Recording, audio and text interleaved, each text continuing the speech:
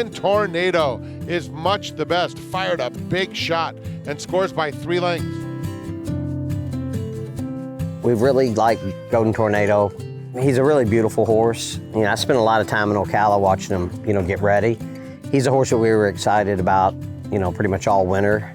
When you get him in here, you don't really know who's going to be the first one to get there. We're pretty pleased that he got, to be able to run here at Saratoga and run as well as he did. We were expecting him to run a big race, but we're not really a win first time out operation. But turn for home, you could see him, it looked like he was going to go by at any time, and it was pretty exciting. He did it pretty easy, so I think we've got a lot to look forward to.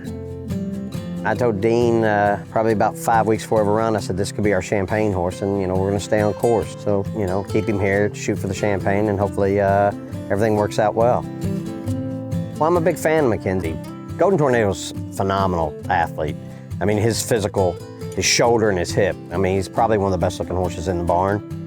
He looks a lot like McKinzie. McKinzie, if you stand, he's a beautiful horse. Big Dom on the outside, or Dr. Kapoor putting on a show at the spa. Big Dom just in front, and Big Dom prevails. Big Dom was visually impressive right off the bat when I spotted him at Keeneland, so immediately I was intrigued by him. He had a good physical presence, well-made, athletic, and had great conformation. I had a horse earlier in the meet named It's Our Time that won and won quite easily, and they were work partners. And so I knew the talent was there.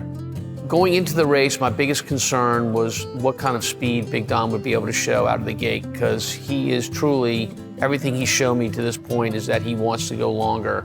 Talent, absolutely, but out the gate and showing us ability to sprint, I wasn't so sure about that. But he left the gate well. Turning for home, I was very excited about him. He was positioned well. Looked like Jose was getting ready to make a move with him.